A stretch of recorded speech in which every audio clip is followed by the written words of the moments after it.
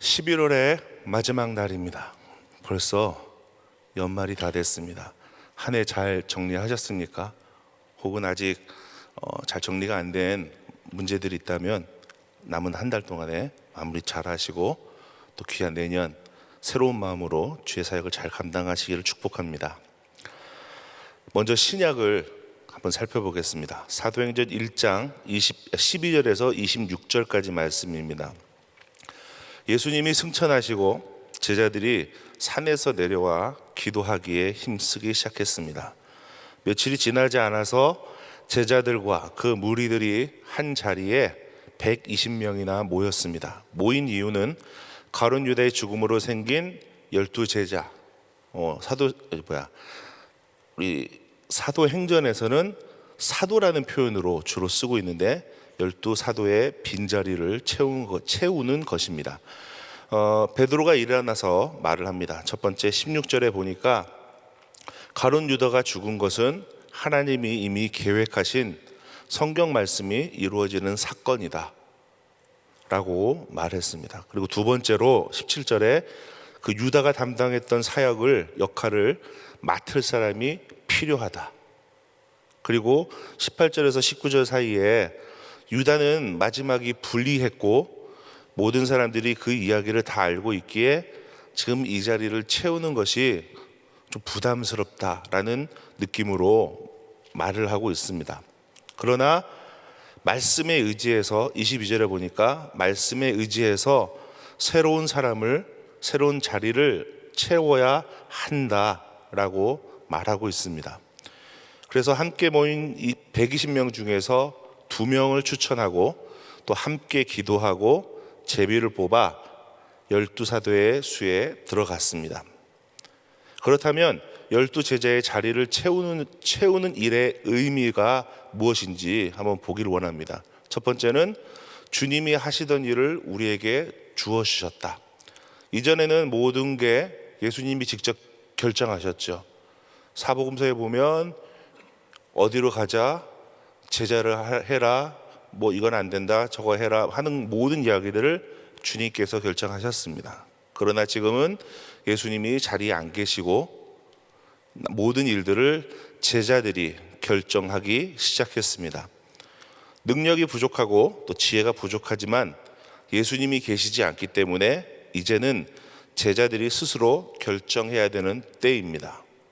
그렇기에 이들은 제자의 수를 채우기 전에 먼저 요한의 세례 때부터 같이 동역하던 2사람 요셉과 마띠아를 추천했고 기도하고 또 제비 뽑아서 마띠아를 유다를 대신하여 12번째 제자로 삼았습니다.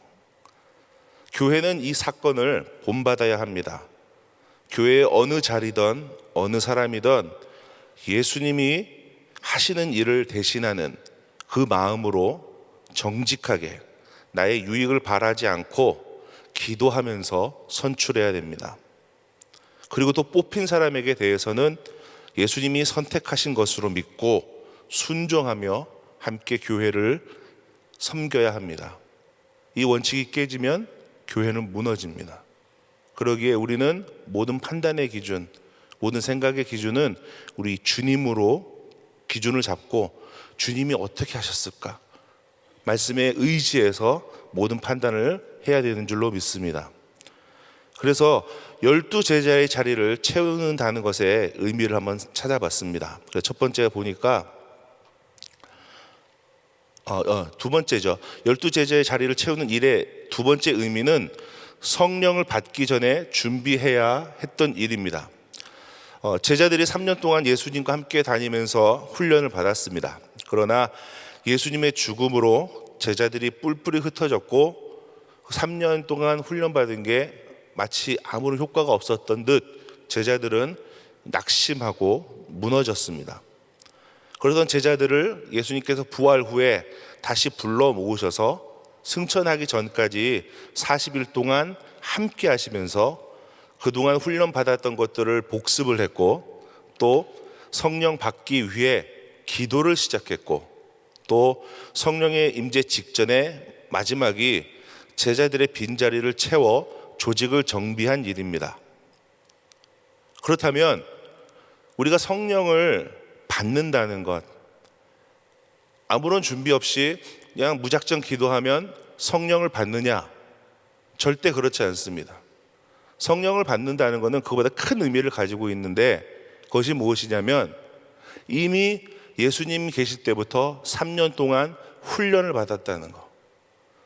그것도 모자라서 예수님이 부활하시고 그 바쁜 와중에 40일 동안 제자들과 다시 복습하며 훈련을 한 번 더 했다는 것.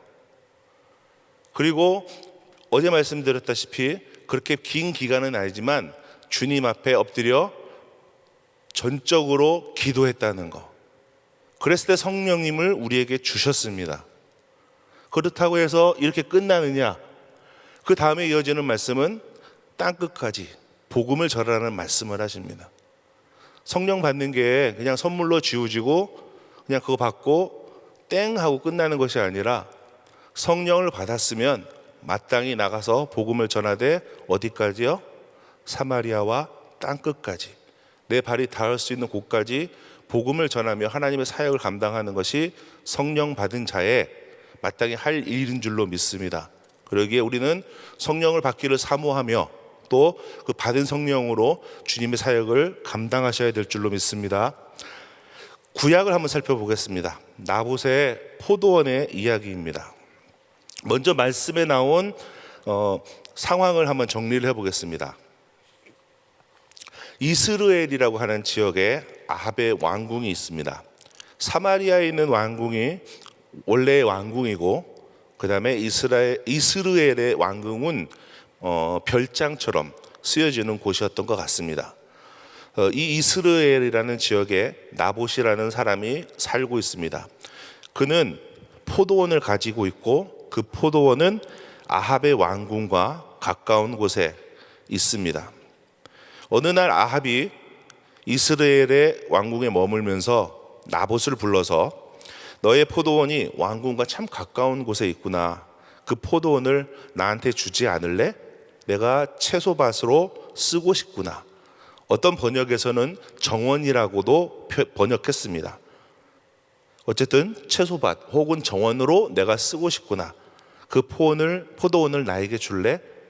그러면 내가 다른 포도원을 너에게 줄게. 혹시 그것도 마음에 안 든다면 내가 돈이라도 줄게 하고 말했습니다. 나봇이 당연히 거절했습니다. 첫 번째 이유는 내 조상 때부터 이어온 유산이다 라는 것하고, 두 번째, 여호와의 율법에 금지되어 있는 것이 아니냐 하면서 거절했습니다. 포도원을 사겠다는 아합의 제안은 합리적이었고 비폭력적이었고 그렇게 거칠은 표현은 아니었습니다. 그러나 나봇에게는 그 제안을 거부할 충분한 근거가 있었죠. 포도원을 만들기 위해 내가 투자했던 엄청난 시간과 노력들, 또 땅을 파는 것은 구약 율법에 거스르는 것이었기에 나봇은 거절했습니다. 25장 23절에 보니까 레위기 25장 23절에 보니까 토지를 영구히 팔지 말 것은 토지는 다 내 것입니다. 너희는 거류민이요 동거하는 자로서 나와 함께 있느니라. 이 땅에 있는 모든 것은 다 주님의 소유인 줄로 믿습니다. 그러기에 우리는 나그네와 같아서 그 소유물을 사용하고 제자리에 놔두고 주님의 나라로 갑니다. 이것이 원칙이 되어야 되는데 아합은 그 말씀을 믿지 않았는지, 말씀을 전혀 인식하지 못했는지 이 말을 듣고 기분이 상합니다. 그러나 이미 이스라엘 율법이 있기 때문에 아합은 어찌하지 못하고 이 상황을 받아들일 수밖에 없습니다. 강제로 빼앗을 수 없는 일이라 아합은 낙심하고 왕궁에 돌아와서 침상에 누워 얼굴을 돌리고 밥을 먹지 않았습니다. 21장 4절에 보니까 침상에 누워 얼굴을 돌리고 식사를 아니하니, 어디선가 많이 본 상황이죠. 제가 어렸을 때 그랬고 우리 아이들이 키우다 보면 몇 번씩 만나는 상황입니다. 다시 말해서 아합이 아이들처럼 삐졌습니다. 그래서 밥도 안 먹고 지 방에서 나오지도 않고 돌아 누웠습니다. 이때 그의 아내 이세벨이 아합에게 나와 무슨 근심이 있는지 묻습니다. 아합이 이차저차한 이야기를 전했습니다. 같은 민족이고 같은 율법 아래 있는 아합은 나봇의 포도원을 가질 수 없었지만 이세벨의 생각은 달랐습니다. 이스라엘 민족이 아니었고 또 이방인이었고 또 이스라엘의 율법과 이스라엘의 교육을 받지 않았기 때문에 이세벨에게는 이스라엘의 율법이나 방식이 중요하지 않았죠. 게다가 아합이 교묘하게 말을 바꾸어서 이세벨에게 전했습니다. 21장 1절에서는 1번이 내게 주어라는 표현이었고, 두 번째가 그보다 더 아름다운 포도원을 너에게 줄게 였고, 세 번째로 그 값을 혹여라도 네가 싫다면 그 값을 돈으로 줄게 라고 했었는데, 아합이 이세벨에게 하소연할 때는 말의 순서를 바꿉니다. 6절에 보니까 세 번째에 나와야 될 돈으로 바꿔준다 그랬는데 2번 포도원으로 내게 주리라. 다시 말해서 너 이 땅 내가 돈 주고 살게, 아니면 포도원을 바꿔주는 걸로 할게 했는데 거부를 했다. 다시 말하자면 이 나봇이라는 사람이 돈을 주고 팔아라 했는데 거절했다. 그 이유는 조금 더 딜을 내서 더 많은 돈을 받기 위해서, 뭐 이런 식의 느낌으로 이세벨에게 말을 전했어요. 그랬더니 이세벨이 화가 났겠죠. 기분이 나빴겠죠. 그래서 이 이야기에 분노한 이세벨은 아합의 이름으로 거짓 편지를 써서 나봇을 모함합니다. 거짓 증인 둘을 세워서 나봇을 신성 모독과 왕권 모독의 이름으로 죽게 하고 아합에게 나봇이 죽었다고 알립니다. 욕심 많은 아합은 어떤 사정인지 확인도 안 하고 그 땅을 차지하러 가게 됩니다. 결국 하나님이 진노하셨습니다. 선지자 엘리야에게 아합 왕을 만나서 그의 죄를 알리고 아합과 이세벨을 처참하고 불쌍하게 죽게 될 것이라고 경고합니다. 그러나 우리 하나님은 인자하셔서 아합이 이 모든 말씀을 듣고 금식하고 회개할 때 아합 시대에 재앙을 내리지 아니하시고 그 아들 시대에 재앙을 내리시기로 선포합니다. 여기까지가 오늘의 말씀입니다. 이해가 잘 되셨죠? 제가 나름 잘 정리해 봤습니다. 자, 그러면 오늘 이 말씀을 중심으로 한 절의 말씀을 제가 읽고 이야기를 더 나눠보기 원합니다. 오늘 한 절의 말씀은 21장 4절입니다. 우리 한 목소리로 같이 읽겠습니다. 이스라엘 사람 나봇이 아합에게 대답하여 이르기를 내 조상의 유산을 왕께 줄 수 없나이다 하므로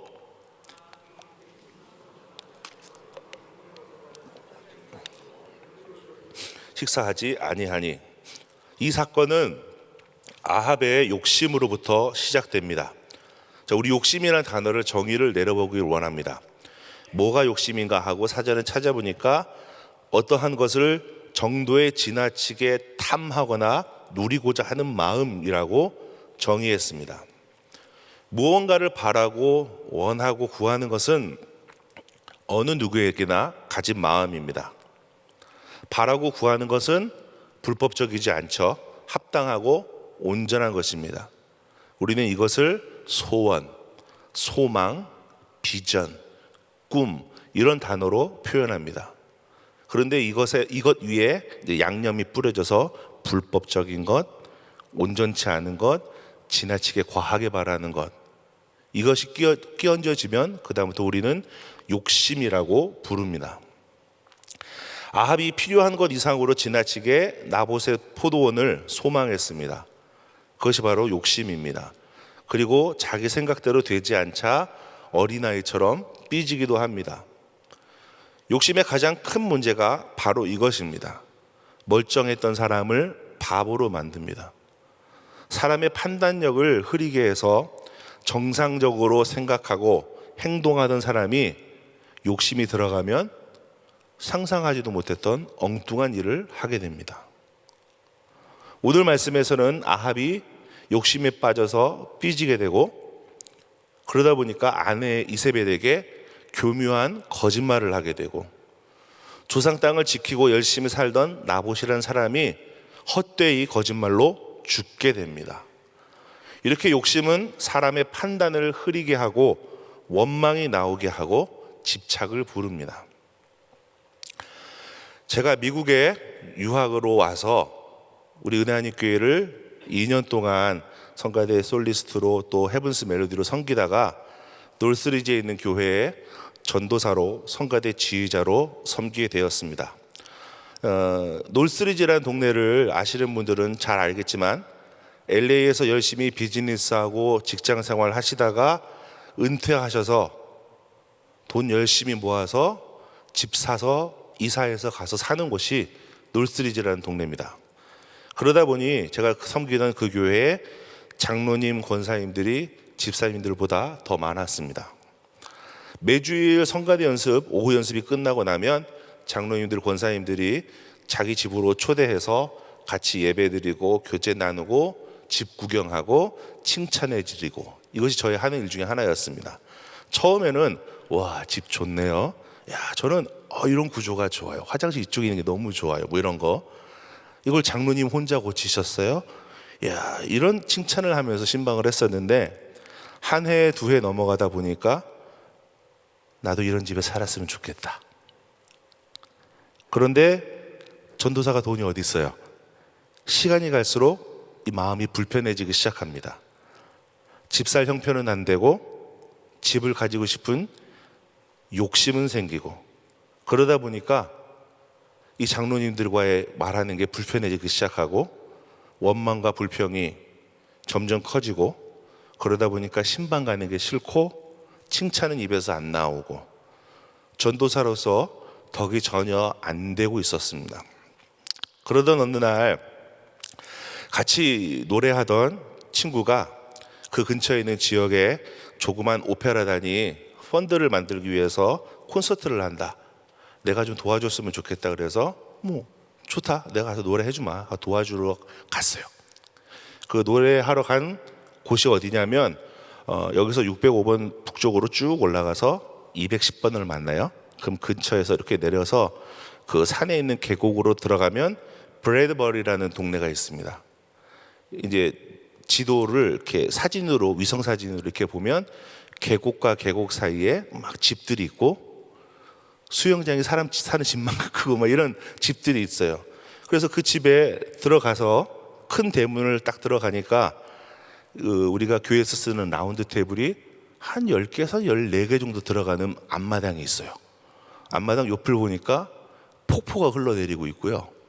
2층짜리 큰 집을 바라보면서 왼쪽에는 분수대가 있고 오른쪽에는 수영장하고 자쿠지가 있고, 그 문을, 가운데 문을 열고 들어가니까 2층을 튼 큰 로비가 있고 방이 몇 개냐 물었더니 모두 10개인데 1층에 게스트룸 하나, 2층에 게스트룸 하나, 또 반대쪽에는 1층, 2층을 털어서 큰 벌룸이 있고, 뒤로 나가니까 포도원이 있는데 이렇게 비탈길로 포도원이 있고 그 밑에 테니스 코트가 있어요. 저거 누구 거니? 그랬더니 이 집에 딸린 거래요.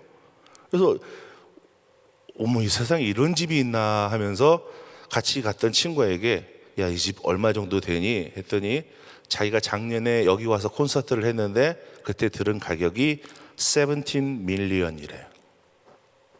1700만 불, 한국 돈으로 170억. 그렇게 엄청나게 큰 집에 살고 있더라고요. 근데 제가 이 집을 다녀오니까 은혜가 됐어요. 그게 뭐냐면 이 집을 가기 전에는 장로님들 집을 가면 그렇게 보러 왔는데 이 집을 갔다 오니까 방 2개짜리 내 아파트나 장로님들 사는 방 3개짜리 집이나 큰 차이가 없더라고요. 그러고 나서 제 머리를 땅 치면서 생각나는 게 그게 욕심이었구나. 하나님 앞에서는 방 2개짜리 집이나 방 3개짜리 집이나 방 4개짜리 집이나 차이가 없어요. 그게 커봤자 방 하나 차이잖아요. 조그만 차이거든요. 근데 그걸 가지고 제가 욕심을 과하게 내다 보니까 이 마음속에 불편함, 원망, 시기, 질투가 들어오더라고요. 제가 그 사건 이후로 모든 욕심들이 딱 떨어져 나가면서 맞다, 하나님 앞에서는 정도 차이가 조금 있을 뿐 거기서 거기다 라는 생각을 하게 되었습니다. 여러분들 살면서 그런 욕심들이 있죠. 집에 욕심이 있는 분들도 있고, 어떤 분들은 집에 가방이 좋은 게 몇 개 있냐 따지는 분들도 있을 수 있겠고, 혹은 자녀, 혹은 재산, 혹은 비즈니스의 숫자. 사람들끼리 따져볼 때는 어떤 건 크고 어떤 건 작을 수 있을 거예요. 그런데 하나님 보시기에 야, 그게 커봤자 얼마나 크겠니? 그게 잘나봤자 얼마나 잘났겠니? 그게 높아봤자 얼마나 높겠니? 하고 우리에게 말씀하신다는 거예요. 그 음성이 들리시기를 축복합니다. 그럴 때 우리 삶 가운데 우리를 실수하게 하고 우리를 넘어뜨리게 하는 그 욕심이 사라질 줄로 믿습니다. 대신 하나님이 주시는 소망이 가득하시길 바랍니다. 주님께서 내게 주신 것으로 주의 일을 해야겠다. 주님께서 내게 주신 그 아이들로 신앙의 2세대를 세우고 교회를 점점 부흥하게 해야겠다. 주님께서 나에게 귀한 집을 주셨으니 우리 그룹의 식구들, 가정 식구들을 모셔서 같이 밥도 먹고 귀한 대화도 나누는 귀한 처소로 삼아야겠다. 이야기는 저 진짜 개인적인 생각인데, 지금 우리 지역에 있는 처소들이 문을 닫았잖아요. 언젠가는 다시 열리게 된다면, 혹시 열리게 된다면, 지금 다이아몬드 바 지역에는 더 이상 우리가 갈 만한 비즈니스 처소가 없는 것 같아요. 그렇다면 예를 들어서 만약에 어느 분이 당신의 집을 열어서 우리 새벽마다 저희 집에 오셔서 예배 드리셨으면 좋겠습니다 한다면 참 너무 좋을 것 같아요 라는 생각이 들더라고요. 그 생각이 드는 이유는 나에게 좋은 집을 주셨으면 그 집으로 나 혼자 혹은 내 가족들과 좋은 시간을 보내는 것도 좋지만, 나에게 맡겨진 또 교회와 나에게 주어진 상황 안에서 내 이 집을 통해서 하나님께 영광을 돌려야겠다 하고 처소를 연다든지, 이런 식으로 하나님이 주신 것들을 기꺼이 나누고 쓰는 것이 참 중요하다는 생각이 듭니다. 그것이 헛된 욕심이 아니고 주님과 하나님 나라를 위한 소망, 비전인 줄로 믿습니다. 우리 삶 가운데 그런 좋은 것들이 있을 때 하나님께 드리는 마음을 가졌으면 좋겠습니다. 오늘 말씀으로 다시 한번 돌아가 보겠습니다. 아합 왕에게 그 포도원이 꼭 필요했을까? 어떻게 생각하세요? 사마리아에 원래 왕궁이 있어요. 거기 또 잘 돼 있겠죠. 그런데 오늘 이 말씀에 나오는 이스라엘 왕궁은 그냥 별장일 뿐이란 말이에요. 그리고 그 왕궁을 둘러싼 모든 지역 가운데 나봇의 포도원만 있었을까? 그 외에 다른 것들도 있었을 거고요. 이미 그 왕궁만 해도 훌륭했을 거라고 저는 믿습니다. 그러기에 그냥 그대로 살면 되고 나봇이 거절하면 그냥 알았다고 돌아서면 될 것을 그 욕심 때문에 그 땅을 차지하기 위해서 멀쩡했던 한 사람을 죽이게 됩니다. 욕심이 들어가면 판단이 흐려지고 양심이 사라지고 실수를 하게 된다는 것입니다. 다시 한번 말씀드립니다. 나 또한 그러한 욕심을 부리며 살지는 않는가? 그 욕심 때문에 내 생각은 흐려지고 엉뚱한 생각을 하고 있고 혹여 큰 실수를 한 적은 없는가? 다시 한번 돌아보시고 혹여 실수를 하고 어려운 문제가 있었다면 회개하시고 사람들 사이의 관계도 다시 한번 푸시기를 바랍니다. 우리는 하나님의 나라에 소망을 두어야 합니다. 지금 땅에서 가진 것이 없다 하더라도, 소망한 것들을 얻지 못한다 하더라도 하나님 나라에 가면 더 좋은 것으로 주실 줄 믿고 감사하는 삶을 사시기를 바랍니다. 그렇게 세상적인 것에 헛된 욕심을 내지 않고 하나님 나라의 소망을 갖는 여러분들 되시기를 주님의 이름으로 축복합니다. 함께 기도하겠습니다. 주님, 이 땅을 살면서 세상적인 것들로 인해 헛된 욕심을 내지 않게 인도하여 주시옵소서. 오히려 하늘나라의 큰 상급을 기대하며 지금 나에게 주어진 것이 없다 하더라도 실망하지 않고 열심을 다해 하나님을 위해 살게 하여 주시옵소서. 그리고 나에게 주어진 귀한 것들 주님 나라를 위해 아낌없이 사용하는 심령들 될 수 있도록 또 주님 축복하여 주시옵소서. 특별히 우리 성도님들 세상 것을 바라보며 지나친 욕심을 내다가 넘어지거나 어려움 당하지 않도록 주님 지켜주시고 하나님 나라가 더 소중한 것을 깨닫고 감사하는 은혜가 충만할 수 있도록 주님 인도하여 주시옵소서. 예수님의 이름으로 기도했습니다. 아멘. 우리 말씀 생각하시면서 내가 지금까지 지내온 것은 같이 찬양드립니다.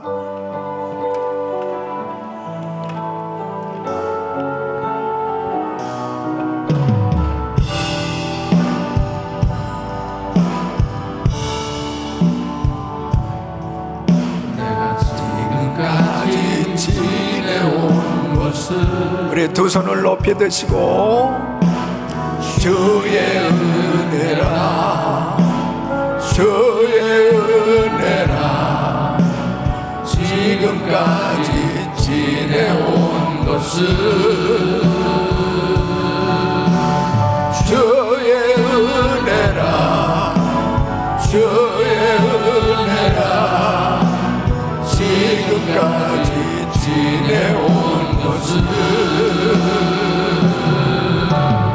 주의 은혜라 주의 은혜라 지금까지 지내온 것은 내가 하나님의 자녀된 것은 주의 은혜라 주의 은혜라 하나님의 자녀된 것은 주의 은혜라 주의 은혜라 하나님의 자녀된 것은 주의 은혜라 주의 은혜라 하나님의 자녀된 것은 아멘. 하나님께서는 우리에게 날마다 기회를 주십니다. 회개할 기회를 주시는 것은 큰 축복이에요. 이 아합처럼 하나님 앞에 잘못된 악행을 하고 그리고 하나님의 심판을 받을 수밖에 없는 이런 상황 속에서 하나님께서 선지자 엘리야를 보내시는 걸 볼 수 있습니다. 하나님의 말씀을 들을 수 있다는 것이 하나님께서 주시는 기회죠. 회개할 기회를 주시는 것입니다. 그래서 엘리야 선지자를 통해서 이제 심판이 임할 것을 말씀했을 때 이 아합이 정말 뜻밖의 베옷을 입고 금식하면서 풀이 확 죽는 그런 이 회개를 하는 모습을 보게 됩니다.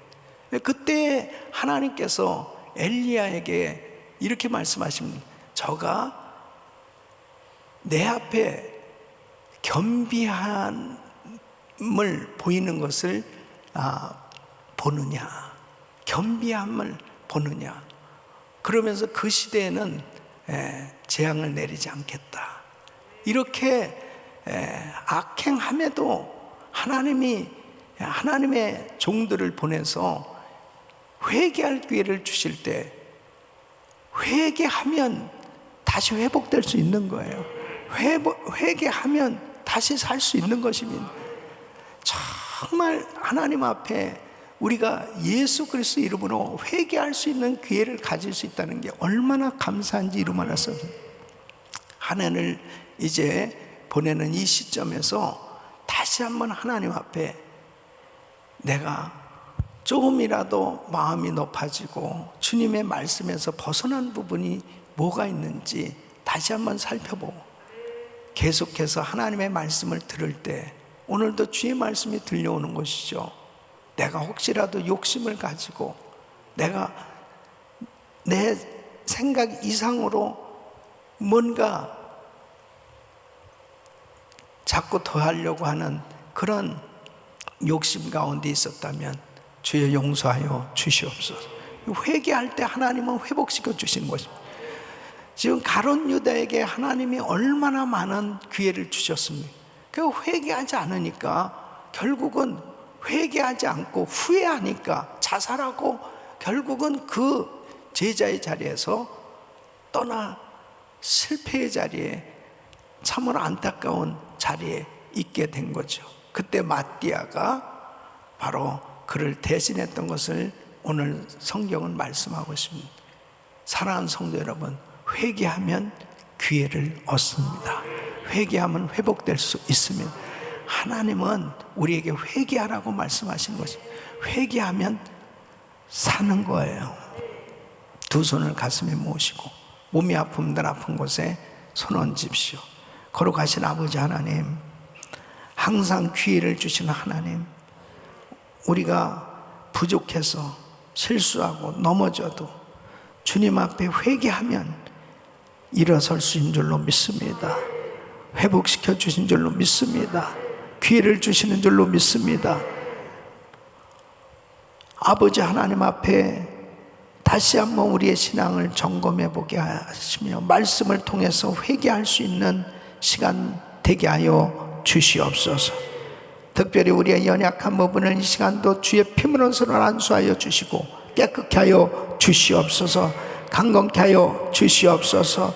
연약한 부분들을 이 시간 주님의 말씀을 의지하고 주님 앞에 믿음으로 기도받는 성도들을 기억하시고 주여 역사하여 주시옵소서. 코로나 바이러스 소멸될지어다, 소멸될지어다, 암사뿐 없어 질지어다, 불치명 깨달말을지어다. 주여 강건케 하여 주시옵소서. 이번 GTD 195기에 놀라운 은혜를 베풀어 주시사 모든 캔디데이트와 팀 멤버들이 큰 은혜를 경험할 수 있도록 도와 주시옵소서. 성령 충만함을 부어 주시옵소서. 아버지 하나님, 우리 선교지의 선교사님들 주님 기억하시고 큰 부흥을 경험하는 귀한 역사가 일어나게 하여 주시옵소서.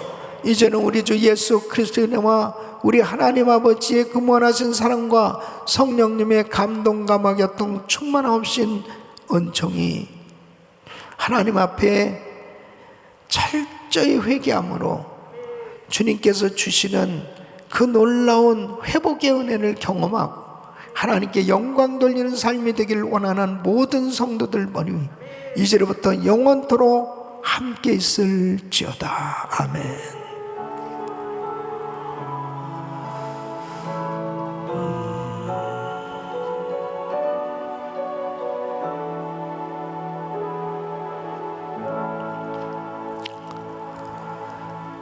이제 우리 기도하실 자리 잡으시고 기도하실 때 이 성평등법 저지를 위해서 기도해 주시고 GTD 195기를 위해서 간절히 기도해 주시길 바랍니다. 우리 주여 부르짖고 기도합니다. 주여 주여 주여 걸어가지고 정리하시나